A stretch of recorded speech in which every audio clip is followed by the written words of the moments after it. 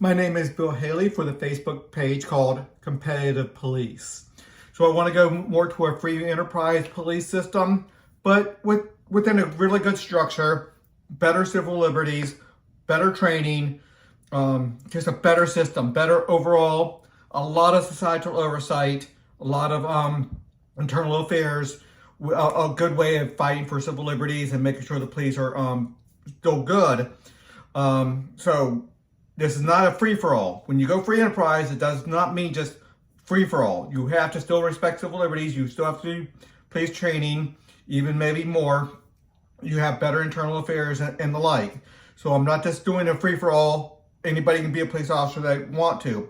No, you have to attain a badge by a societal oversight group made by representatives of all the people, specifically designed and specifically picked by making sure you have the right police officers, the good training, good morals, good ethics, good civil liberty training, and these people are internal affairs as well. So let's go through the system, and we'll go through it. This is an overview. This is going to be a little bit longer overview. Then I'll try to cut it down and do a shorter overview. So let's just keep on going. So I have about maybe a dozen bullet points we're going to go through. You can go to the website and go a lot further into this, but let's keep on going. We're going to have proper funding. So you have to pay a contract price for your police. When you pick your competitive police, you have to pay your competitive police. They're there to protect you. We'll go through it. Don't assume anything that any bad things right now. But let's just keep on going. Just wait till I finish the whole thing to see if I can answer all your questions. Proper funding, proper oversight, and better cooperation. You have to cooperate within all the police. That's a mandate to be a competitive police, to get your badge. One part of a citizen and for your police business, the competitive police, it'd be like a government to some degree, but because they have governmental responsibility. So it's a hybrid government, hybrid free enterprise, the better parts of both. We're trying to get rid of the worst parts of both. One part of a citizen's responsibility is to help create, fund, and enforce the rule of law. So you can't just say that's somebody else's responsibility. I don't have to do that. No, everybody has to pay the fee for their police business. And further than just the police, private competitive prisons and the competitive courts, and I have a full system. So let's keep on going. But I don't want to go too far. This one's just for the competitive police. There is a competitive police governance and a hierarchy of leadership. So leadership means everybody has a boss, and even the top guy has a boss. They can be taken out by 40% of the representatives of 40% of the people. So everybody has a boss. Everybody is interacting. Everybody gets to see everything. Well, not everybody, but representatives of everybody gets to see the internal documents of almost everything. Sure, there are privacy concerns and the like, and there'll be rules around that. Okay, a badge requires police officers to protect everyone in an immediate danger within guidelines. So there will be guidelines. It's not your police department not only protects you, but anybody in an immediate danger. Your police department will go and investigate crimes against you. If you have a burglary against your house or your car or a threat, your police business, your police department, your competitive police will do the investigation and run down the criminals and the like. But in immediate danger, everybody goes helps everybody. So there'll be guidelines for that. All police businesses must cooperate in many joint aspects, such as joint patrols and unified 911. So it's not like everybody has their own 911. Oh, I'm calling my 911, you call your 911. No, there'll be some. Now, all the police businesses, if you have, let's say 8% of the population, you supply 8% of the funding or the staff for that 911 business. So there'll be there's a system around that. It's not just a free-for-all.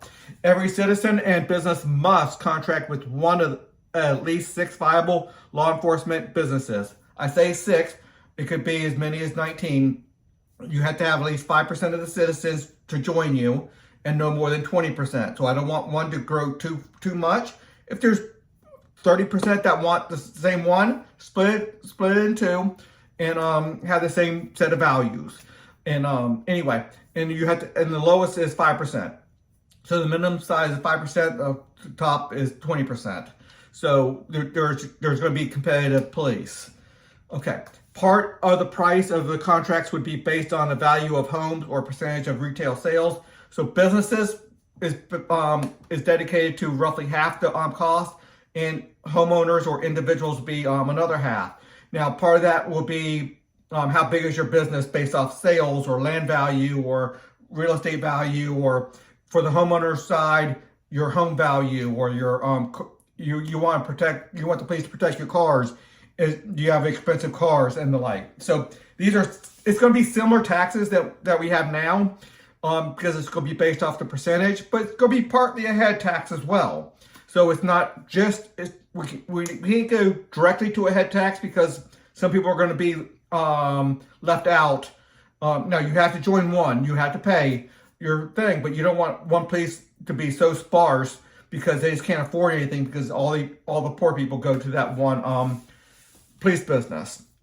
So there's a mechanism for that, is what I'm trying to get to. And if we see issues, we can address the issues with the funding. Okay, every police business and officer must attain a badge. Well, let me go back to the funding. The funding is going to be important, that you pay your contract to your police business. It doesn't go to a general fund like we have a general government fund right now. It goes into your police contract. You are mandated to do it. So it's like a tax, but it never goes to the general government budget. And then have legislators appropriate that money. No, it goes directly to your police business.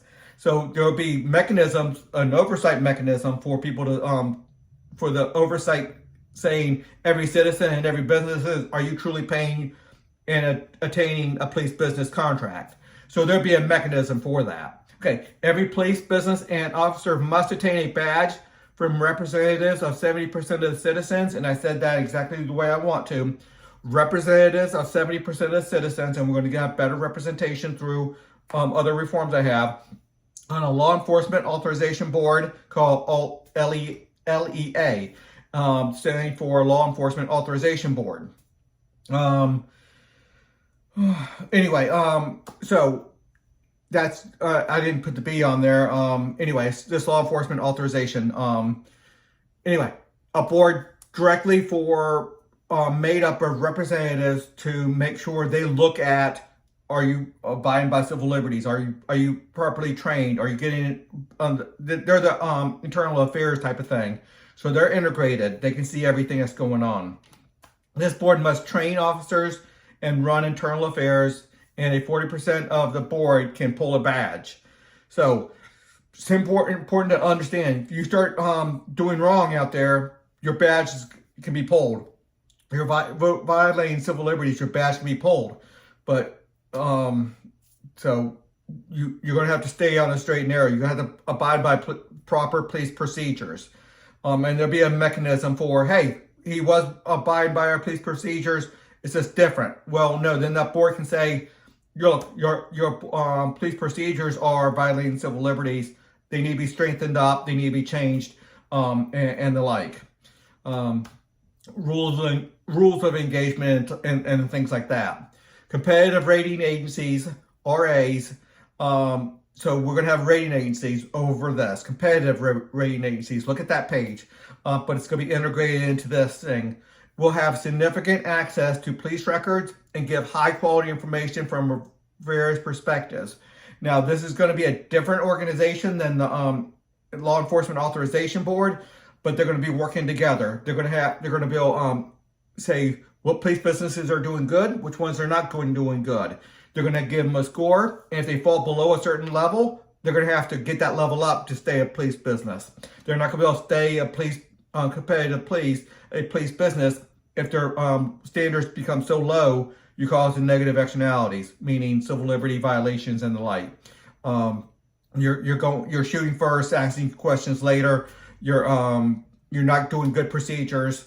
Now, there's a lot of different ways to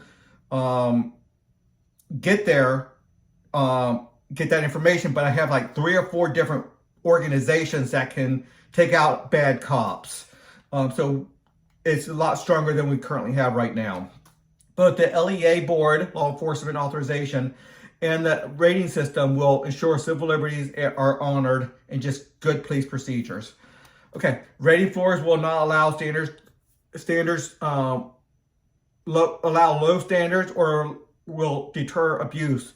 So again, the rating floors through the rating agencies and the Law Enforcement Authorization, 2 different organizations with similar goals, little bit different goals, but one's more for information purposes, one's more for taking away giving the badge and taking away the badge. It will deter abuse and corruption. So these people will be all over the place. They're going to have significant access to all the police records, at least top representatives with strong privacy laws and concerns. So they can't give out information that they see. They're allowed to see it, but they can't give out information other than saying, take that badge away. Okay, if crime rate rating floors are exceeded, so let's say the murder rate needs to be below, stay below 0.10%. I forget exactly what it is. I think that's high anyway.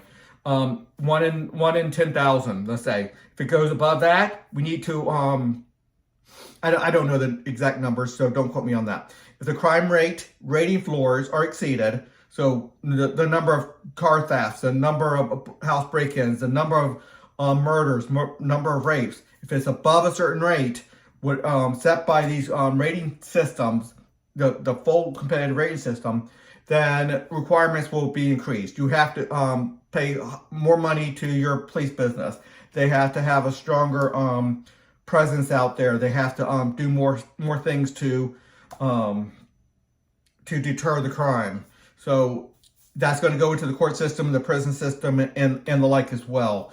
That is going to be, if the crime rate is too high, the policing needs to go up, is what we're trying to get to. There's a lot of mechanisms in there. This is a structure more than what regulations are there to deter the crime. This is a structure.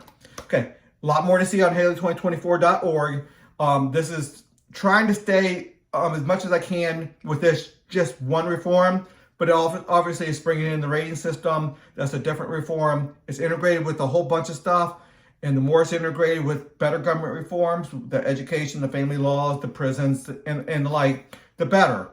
But right now, this is for the Facebook page just for competitive police, to try to push that into the realm of ideas. Until the next video.